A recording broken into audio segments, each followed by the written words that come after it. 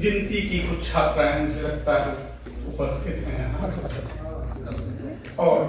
बाकी सारे मित्रों, वास्तव में एक बड़ी उपलब्धि है कि हिंदी भाषा से जुड़ी हुई कोई संस्था और एक शहर के अंदर की कोई संस्था, एक शहर में केंद्रित कोई संस्था अपना 7वां वर्ष सकुशल रूप से और बहुत बेहतर ढंग से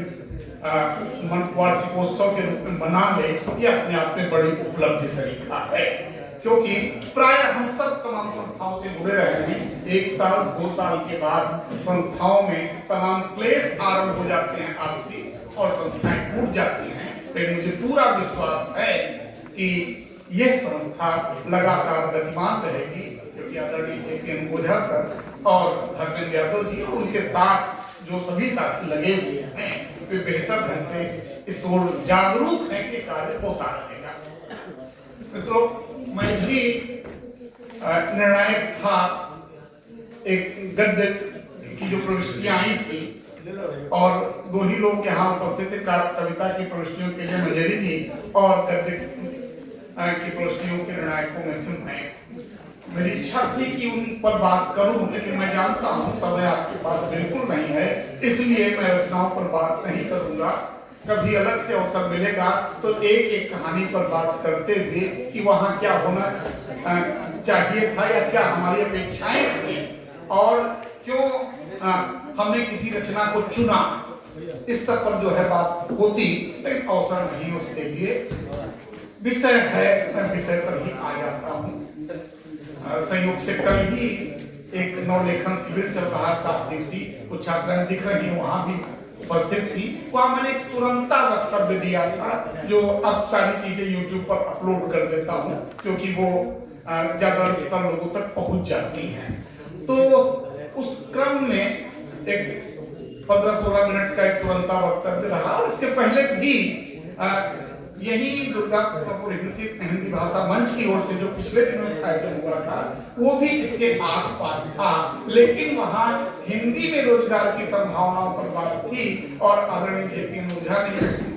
महत्वपूर्ण संदर्भ रखा कि भारतीय भाषाएं और रोजगार की संभावनाएं केवल हिंदी का मामला नहीं है, बल्कि संपूर्ण भारतीय भाषाओं का संदर्भ है। तो पहले 3 भारतीय भाषाएं हम इन्हें स्वीकार करेंगे। 2011 की जो जनगणना है उसमें लगभग 1950 को गिनती की मातृभाषाएं भारत में रेखांकित की गई हैं कि 1950 मातृभाषाएं बोली जाती हैं। 121 भाषाएं ऐसी गिनी गई हैं जिनकी बोलने वालों की संख्या, जिनका व्यवहार करने वालों की संख्या 10,000 से ज्यादा लोग 121 भाषाओं का उपयोग करते हैं भारत में। और हम सब जानते हैं कि संवैधानिक रूप से 22 भाषाएं ऐसी हैं जो 8वीं अनुसूची में हैं और कई उन 22 भाषाओं में कई एक ऐसी भाषाएं हैं जो तमाम राजनीतिक कारणों से 8वीं अनुसूची में शामिल हो गई हैं। उनमें से हिंदी से जुड़ी हुई एक और भाषा, जिसे हम लोग हिंदी के अंतर्गत ही मानते थे, मैथिली, वो स्वतंत्र भाषा के रूप में जो है वहां चिन्हित है, उन 22 में से है। और तमाम ऐसी भाषाएं जिन्हें हम बोली के रूप में मानते हैं, जिनका साहित्य में बड़ा समृद्ध था, जिनमें भोजपुरी महत्वपूर्ण है, अवधी महत्वपूर्ण है, ब्रज महत्वपूर्ण है, राजस्थानी महत्वपूर्ण है, और ये सब भाषाएं क्रमवार खड़ी हुई हैं कि उन्हें 8वीं अनुसूची में जगह मिले। 22 के अलावा 50 भाषा, और ये ज्यादा दिन नहीं है, इन सब को जो है भोजपुरी को बहुत जल्दी संभव है कि यह अवसर मिले। लेकिन अंतर इससे लाभ क्या, ये समझना होगा। और किस तरह से, इस तरह से जब तमाम ये बोलियां स्वतंत्र भाषाओं के रूप में आ जाएंगी तो जो एक मामला हिंदी के राजभाषा वाला था, संख्या बल का जब अभाव होगा, संख्या के कारण ही हम जानते हैं कि राजभाषा के रूप में हिंदी प्रतिष्ठित है, उसका कितना उपयोग होता है ये अलग संदर्भ है, लेकिन वो है। लेकिन जब ये मैथिली तो जा ही चुकी है, मैथिली के अतिरिक्त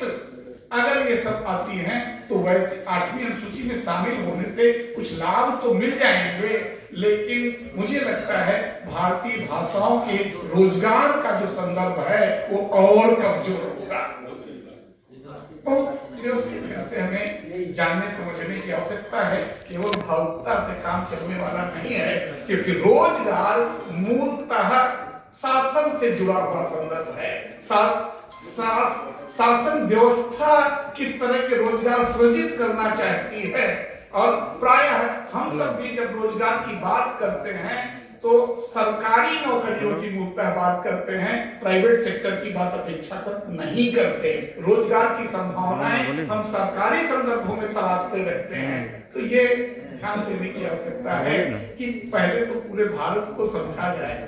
और उस क्रम में ज्ञान का जो संदर्भ है, अब जहां लगे कि हमें बंद कर देना चाहिए आप बोलिएगा, मैं तुरंत बंद कर दूंगा, क्योंकि मैं जान रहा हूं समय बहुत अधिक हो चुका है। अब मेरे पास कहने को बहुत कुछ है, वो सारे कुछ को कहने की आवश्यकता नहीं है। तमाम संकेत आदरणीय संजय जी ने कर दिए हैं कि कहां कहां संभावनाएं हैं, वहां संभावनाएं हैं, लेकिन जो है पूरे व्यापक संदर्भ में संदर्भों को समझना होगा कि अगर भारतीय भाषाओं में जहां करोड़ों बोलने वाले लोग हैं, लिखने वाले लोग हैं, पढ़ने वाले लोग हैं, वहां तो संभव है। जैसे अभी एक उदाहरण हमने देखा कि मैडम ने कहा कि बांग्ला भाषी मैडम होते हैं, तमाम हम में से हिंदी भाषी तमाम बोल सकते हैं, और ये कभी कभी ऐसी मैडम ने नहीं सोचा होगा, लेकिन हमारे अंदर एक अतिरिक्त जो है बोध जागृत हो जाता है कि हम ज्यादा पढ़े लिखे हैं। वैसी स्थिति में और भारतीय भाषाओं से हम बचने की कोशिशें करते हैं, अंग्रेजी का प्रयोग करते हैं। ये हमारी बोलचाल में भी ये स्थितियां होती हैं कि हमारे पास बांग्ला का शब्द है, हमारे पास उड़िया का शब्द है, हमारे पास हिंदी का बेहतर शब्द है, लेकिन हम थोड़े से बेहतर वो दिखें। एक्चुअली ऐसा हुआ, दरअसल ऐसा हुआ, या वास्तव में ऐसा हुआ, कहने के एक्चुअली कहने में जो गुरुत्व आता है वो जो है, तो इसे तमाम ऐसे संदर्भ हैं जिनकी वजह से, अन्यथा क्या कारण है कि अगर करोड़ों लोग चाहें, तय कर लें कि हम अपनी भाषा में कामकाज करेंगे, और बाजार का समय आज है, जिस तरफ लोग होंगे अपने आप उस भाषा का प्रयोग एकदम अनिवार्य हो जाएगा। लेकिन हमारे अंदर जैसे संस्कृत के प्रति मोह नहीं रहा, जैसे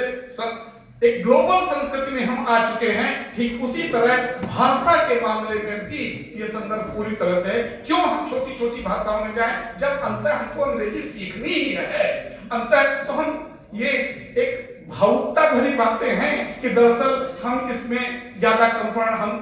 आदमी होंगे, या एआई काम की नहीं होगी। एआई जो है उसका मूलतः कागज का फूल नहीं, स्थितियां आ चुकी। एआई जब तक समृद्ध नहीं हो रही है, जब तक अभी वो बकैयां चल रही है, जिस दिन एआई पूरी तरह से अपने फॉर्म में आएगी ना, और तमाम संदर्भों में आ चुकी है, तो वैसी स्थिति में वो कागज का फूल नहीं रह जाएगी,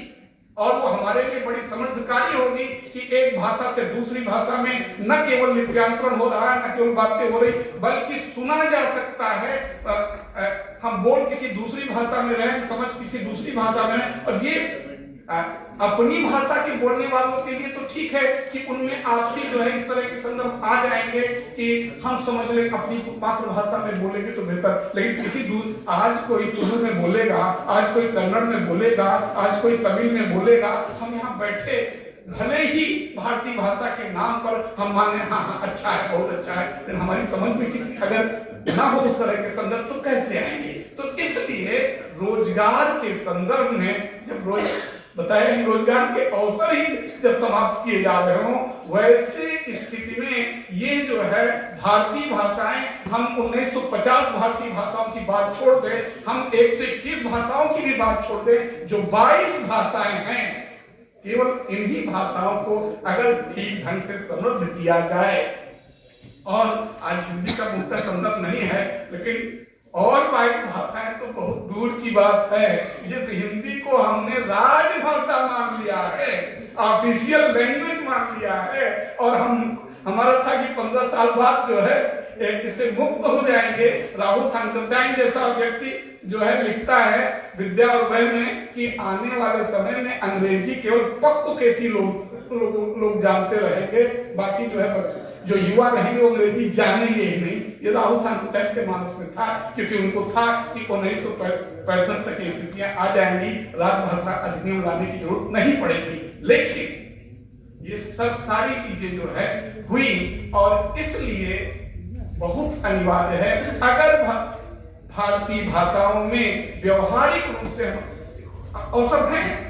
ओटीटी प्लेटफॉर्म और तमाम दूसरी चीज जो बोली गई, या 22 जो 8वीं अनुसूची की भाषा है उनकी एकेडमियां अपने हैं, उनकी पढ़ाई लिखाई भी है, सारा कुछ है। लेकिन इसके बावजूद व्यवहारिक हम बहुत भावुकता भरी बातें कर सकते हैं, लेकिन हाँ, दुनिया जिस रास्ते पर जा रही है वहां हमारे चाहने मात्र से कुछ चीजें ठीक है, कुछ धरोहर के रूप में कुछ चीजें रहेंगी। हम भाषाओं को किंचित बोलचाल के स्तर पर विकसित भी कर लेंगे, उनसे कुछ रोजगार भी पैदा कर लेंगे, लेकिन माध्यम के रूप में अब भारतीय भाषाओं के सामने बड़ी चुनौतियां हैं। यद्यपि इन चुनौतियों से भारतीय भाषाओं ने पार पाया है बाजार की वजह से। 1991 में जब तमाम चैनल्स आए थे एकाएक,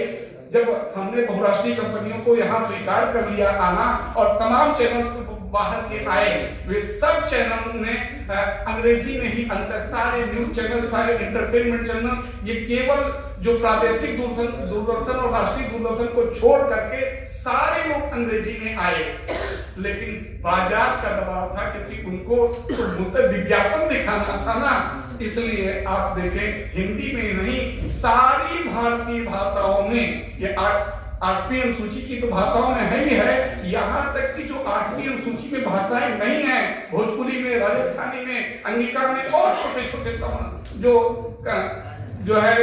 उसके अभी अंदर नहीं आई, उन सब में भी अब चैनल आने लगे हैं। यहाँ तक कि प्रिंट माध्यम में भी तमाम इस तरह की चीजें आने लगी हैं। तो वैसी स्थिति में एक संभावना दिख रही है, तो इसी संदर्भ में दिख रही है कि हम बाजार के सामने, या बाजार को ये लगे, उससे जुड़े हुए जो लोग हैं उनको ये लगे कि अगर हम जो है बंगाल के इस क्षेत्र में या हिंदी भाषी इलाके में अगर बिहार इत्यादि में जाएंगे तो हमको भोजपुरी को समझना ही होगा, हम अगर वहां से संवाद करेंगे तो बेहतर होगा, वहां मगही का बेहतर होगा, ब्रज का बेहतर होगा, ये और तभी एक रास्ता है। अन्यथा अब आसान काम नहीं है। हमें जो है अंतः क्यों छोटे तमाम भाषाओं में जाएं, जो ग्लोबल भाषा है अंतः उसके साथ जुड़ने की सहजता जो है ज्यादातर स्वाभाविक सी लगती है। बातें बहुत है, लेकिन हम समझ रहे हैं ये संकट है। मुझे ये भी एक तरह से तुरंत भाषण ही था, लेकिन सजगता के साथ और पूरी तार्किकता के साथ भावुकता का प्रश्न है भाषा, लेकिन रोजगार के संदर्भ में केवल भावुकता से काम करने चलने वाला नहीं है। बहुत बहुत धन्यवाद साथियों।